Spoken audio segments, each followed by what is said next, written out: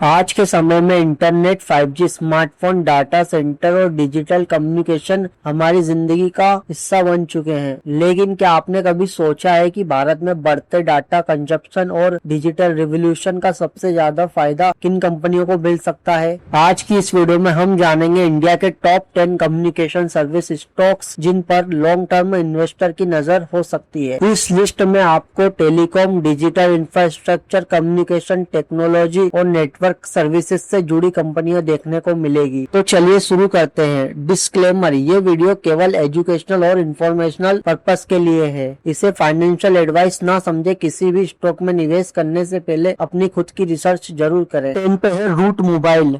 सबसे पहले बात करते हैं रूट मोबाइल की।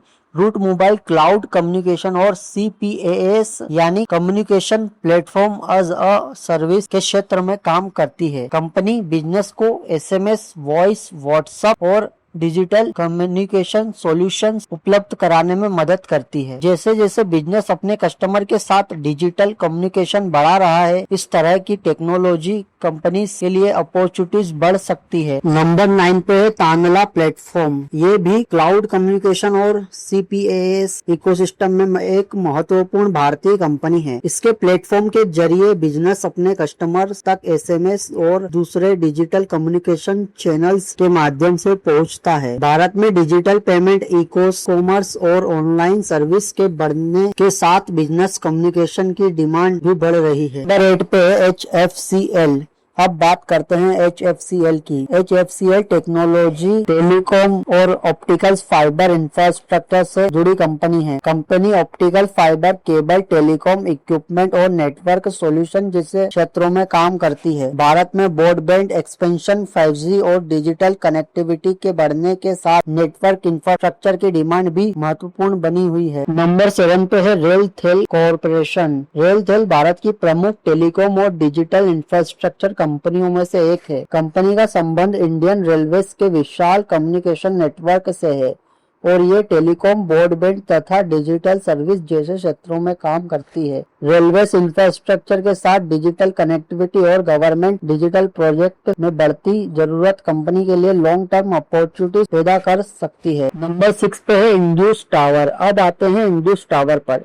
ये कंपनी खुद मोबाइल सर्विस बेचने के बजाय टेलीकॉम ऑपरेटर्स के लिए टावर इंफ्रास्ट्रक्चर उपलब्ध कराती है। यानी जब टेलीकॉम कंपनीज अपने नेटवर्क को एक्सपेंड करती है तो उन्हें ज्यादा टावर्स और इंफ्रास्ट्रक्चर की जरूरत होती है। भारत में 5G एक्सपेंशन और बढ़ते मोबाइल डाटा कंजप्शन के कारण टेलीकॉम इंफ्रास्ट्रक्चर की इम्पोर्टेंस लगातार बनी हुई है। नंबर 5 पर है तेजस नेटवर्क। ये कंपनी टेलीकॉम और नेटवर्किंग इक्विपमेंट के क्षेत्र में काम करती है। इसके प्रोडक्ट्स में ऑप्टिकल नेटवर्क, ब्रॉडबैंड और टेलीकॉम नेटवर्क इक्विपमेंट शामिल है। भारत में 5G ब्रॉडबैंड एक्सपेंशन और इंडोवेशन टेलीकॉम इक्विपमेंट की डिमांड बढ़ने के साथ तेजस नेटवर्क के लिए लंबे समय में अपॉर्चुनिटीज बन सकती है। लेकिन इस तरीके के ग्रोथ स्टॉक इन्वेस्टर को प्रॉफिटेबिलिटी, एग्जीक्यूशन और वैल्यूएशन पर खास ध्यान रखना चाहिए। नंबर 4 पर है टाटा कम्युनिकेशन। टाटा कम्युनिकेशन एक ग्लोबल और डिजिटल इंफ्रास्ट्रक्चर और कम्युनिकेशन सर्विस कंपनी है। Company enterprise connectivity, cloud,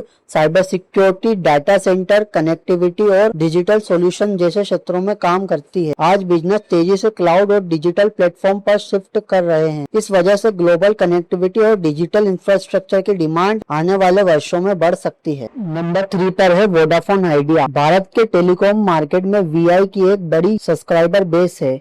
company 5G और 4G नेटवर्क एक्सपेंशन पर काम कर रही है। अगर कंपनी अपने नेटवर्क क्वालिटी, सब्सक्राइबर बेस और फाइनेंशियल पोजीशन में मजबूत इंप्रूवमेंट करने में सफल रहती है तो इसके बिजनेस में बड़ा टर्न अराउंड पोटेंशियल हो सकता है। लेकिन ध्यान रखिए, ये एक हाई रिस्की टेलीकॉम स्टॉक है और इसमें डेब्ट, फंडिंग रिक्वायरमेंट, कंपटीशन जैसे रिस्क काफी महत्वपूर्ण है। नंबर 2 पर है रिलायंस इंडस्ट्रीज। रिलायंस की कम्युनिकेशन स्टोरी जियो के जरिए सामने आती है। जियो ने भारत में टेलीकॉम और डिजिटल सर्विस को पूरी तरह बदल दिया। आज जियो सिर्फ मोबाइल कनेक्टिविटी तक सीमित नहीं है। इसके इकोसिस्टम में 5G broadband, digital service, entertainment और क्लाउड रिलेटेबल अपॉर्चुनिटीज शामिल है। भारत में डाटा कंजप्शन लगातार बढ़ रहा है और डिजिटल इकोसिस्टम के विस्तार से रिलायंस के लिए लॉन्ग टर्म अपॉर्चुनिटीज बन सकती है। इसके अलावा रिलायंस का डाइवर्सिफाइड बिजनेस मॉडल इसे बाकी कई कंपनियों से अलग बनाता है। नंबर 1 पर है भारती एयरटेल।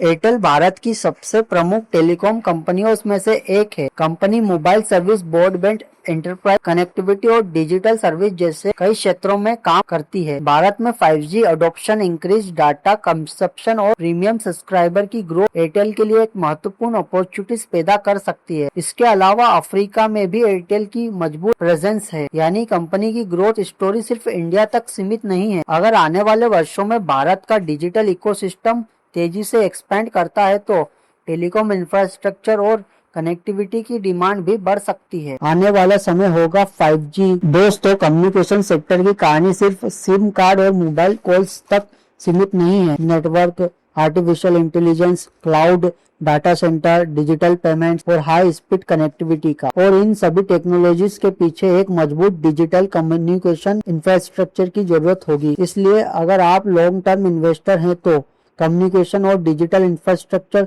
सेक्टर को अपनी रिसर्च लिस्ट में जरूर रखिए। लेकिन याद रखिए, अच्छी कंपनी का मतलब ये नहीं है कि उसे किसी भी कीमत पर खरीदना चाहिए। स्टॉक खरीदने से पहले valuation, depth, profit growth, cash flow, competition और फ्यूचर ग्रोथ जरूर देखिए।